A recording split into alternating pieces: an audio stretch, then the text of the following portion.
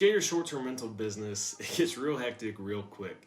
All of a sudden, you're like, shit, I have payroll and investors and all these demands on my time. And with boutique hotels, each property is a little different, so it can take your focus off the core function. You have to optimize for the unique features of each hotel. Though each is unique, there are core pieces of buying and renovating and operating a boutique hotel that is a value-add deal. And these are things that you plug in based on the hotel, like its location, what kind of amenities it has, and how many rooms it has, and then operate within that same framework. And then once you understand that framework, it simplifies everything else, and it doesn't have to feel so overwhelming. But before we get into the core pieces that create the framework for investing in boutique hotels, you need to understand the unique pieces and how to think about each and approach incorporating them into that framework. And it's all the things that can be learned with reps, like analyzing a bunch of deals, and of course actually doing the deals themselves. The key to anything in business is the action. Now, what are the things that vary by deal? One of them is the amenities. There are simple amenities that add value to your guest experience, and those things are pools and game rooms, like a deck or balcony. And then you have revenue driving amenities. That would be things like a cafe or a gift shop. And these extra revenue drivers add operational complexity and things for you to learn in order to operate, or they can be leased to a person or a company who will run them. But either way, they add additional line items on the revenue for you. So you need to have a plan how to incorporate that into the core operations, which we'll talk about. And the next is service offerings at your hotel. And that could be valet parking, like a bar and restaurant, which is F&B for food and beverage in the industry. And these also add additional revenue drivers, but they're categorized as extra service amenities at the hotel for guests. Like usually you'll find these at bigger properties. Another one is parking. Like ideally the hotel comes with parking big enough for all the guest rooms. In areas I've bought hotels, the parking requirements are normally like 1.1 spaces per guest room and 1 space for each employee. And if you don't have enough parking space for your hotel, it can be really challenging operationally, like in how you direct your guests and potentially stir complaints from your neighbors.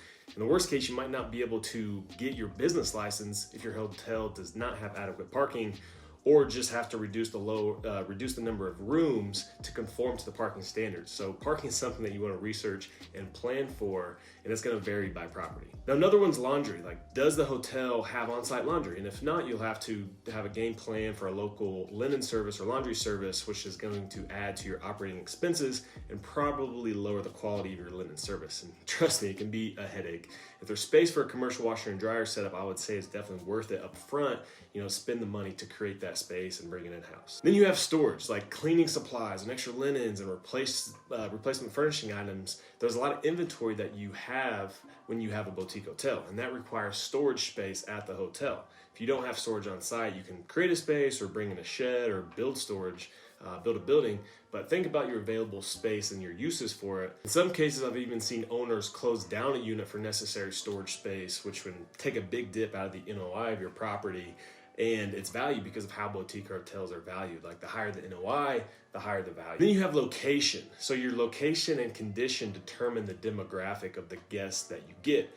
And you want to consider the type of guests you'll have at your hotel. You can imagine like a waterfront resort is going to have a lot different demographic than your Motel 6 off the interstate. Planning for this and renovating and furnishing to your ideal guest demographic will help you set up the rooms for the kinds of people you want to host and better match their expectations. And you'll just get better reviews, and that'll lead to more future bookings.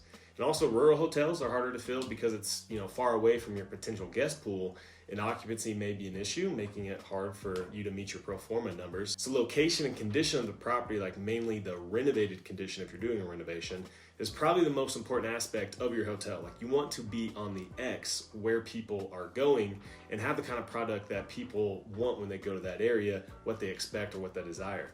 If you get that one wrong, it's really hard to overcome, so definitely spend time up front doing those. So those are the unique features that you may see when you're looking for boutique hotels. And there are more, but these are the big ones to be aware of. Like these varying items will have the potential to impact your returns, so you want to make sure that they get adequate attention when you're finding deals and when you're renovating them, and then of course when you're operating and actually running the hotel. There are also core features for most hotel deals, at least out of the 5 I've done and of those I've seen others do. And if you get these items right, you can add in those other pieces we just talked about to really make the deal and make it shine and make it special and unique for your area.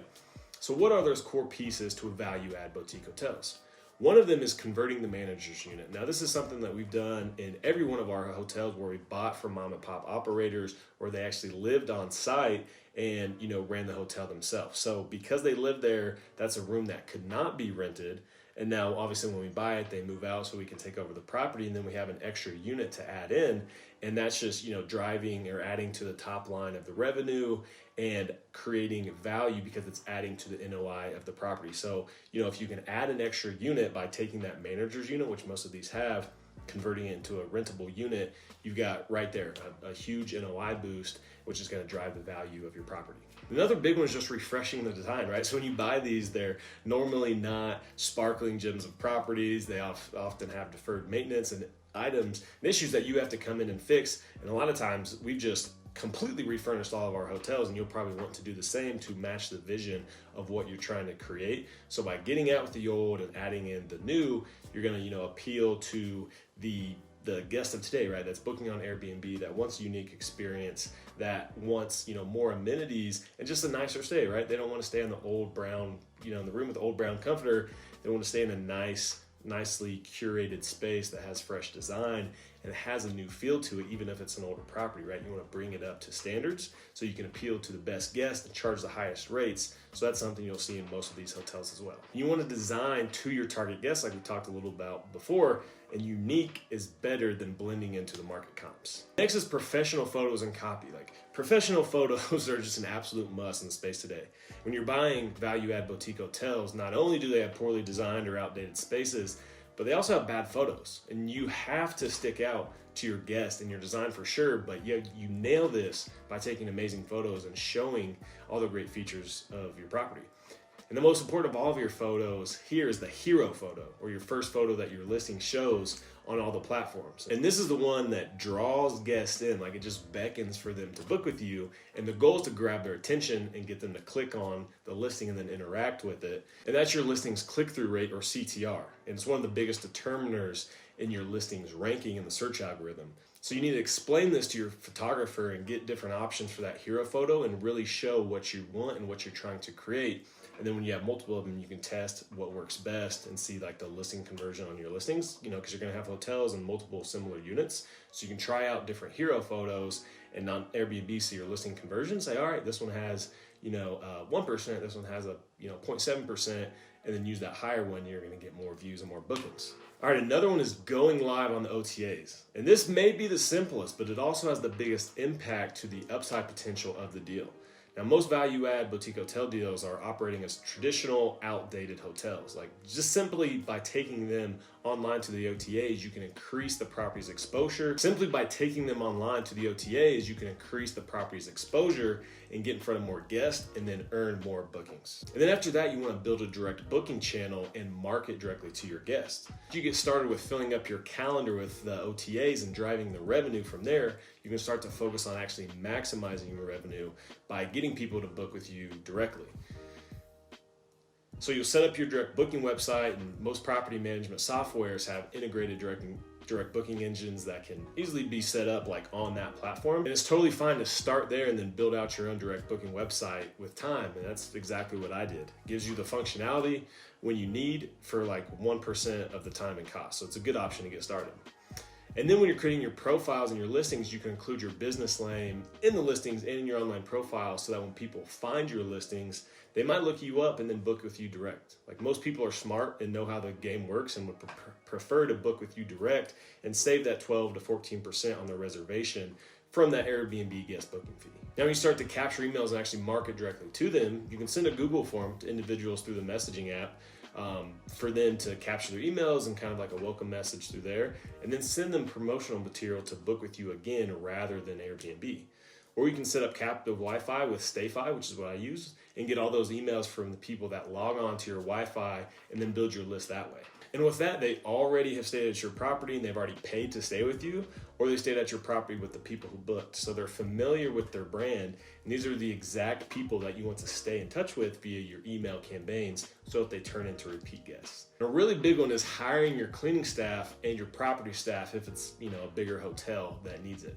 So this is something you're going to do with each hotel as well. Like the cleaners and property staff, if your property's big enough to need a property staff, are the backbone of your operation.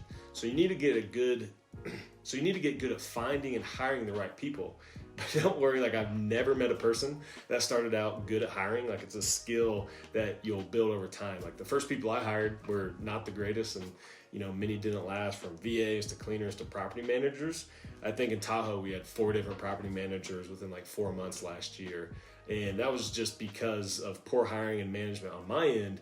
But you take it on the chin and learn from it, and you get better. And since those mistakes, I've gotten much better and built in systems and hired mostly good people. And so will you too. But be diligent here and spend the time to train and actively manage them so that your property runs well. Like when you have a good staff, your hotel will hum along and provide better service to your guests and higher margins to you as the business owner. And a perk of the scalability of boutique hotels is that if you buy a big enough property or multiple in each market or location, you can hire the whole team that you need to manage it and run it from day one with your guidance and your top level oversight, but absent from the day-to-day work.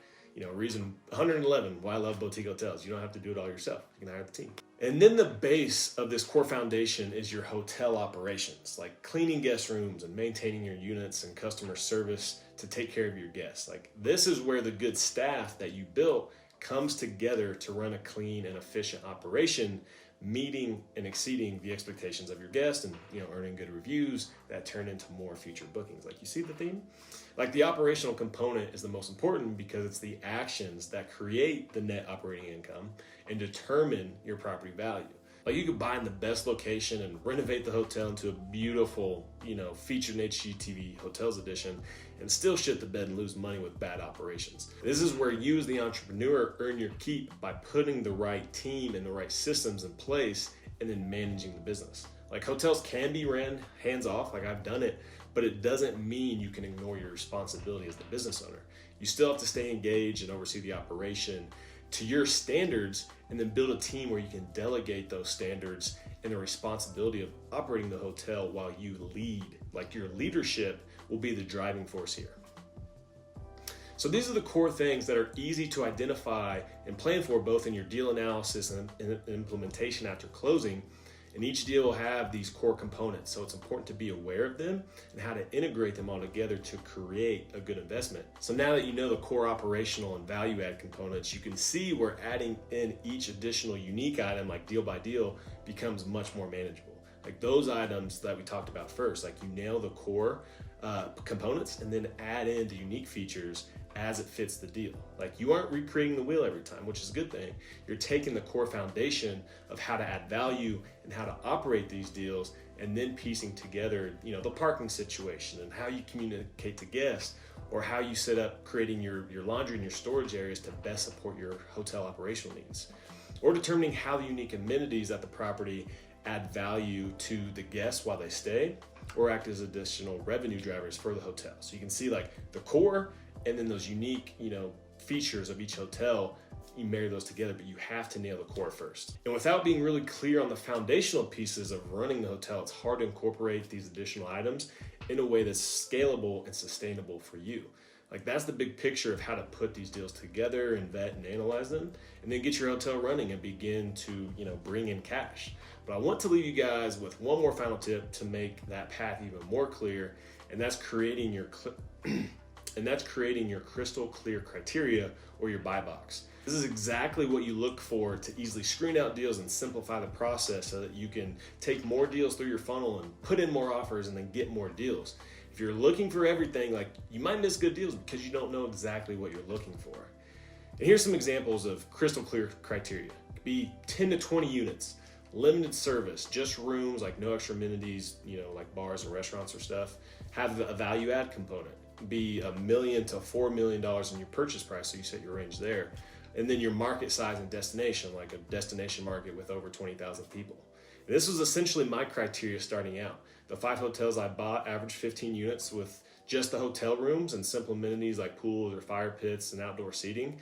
And they were all between $1 to $4 million value add deals in destination markets like Panama City Beach and South Lake Tahoe with over 20,000 people.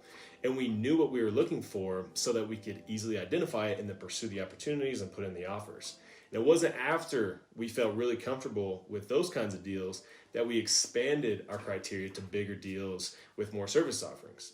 And if we can manage 85 units, we can manage, one more 40-unit hotel with a front desk or a hotel with a cafe or gift shop, because we'd only have that one additional piece to learn and get comfortable with.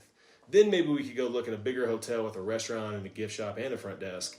So the experience and comfort level builds, and you may not want to start with all those extras to start with because it can, make it overly complicated. There's a lot of pieces to put together and learn how to operationally run them together. So narrow your search, identify your criteria, and then go get it. I hope this was helpful for you guys to see how the pieces fit together with boutique hotels and how you can do it too. And before you go, please hit the like button and to tell YouTube this is a video that didn't suck, and subscribe for more short-term rental and boutique hotel tips so that you can take your portfolio to the next level. I'll see you next time.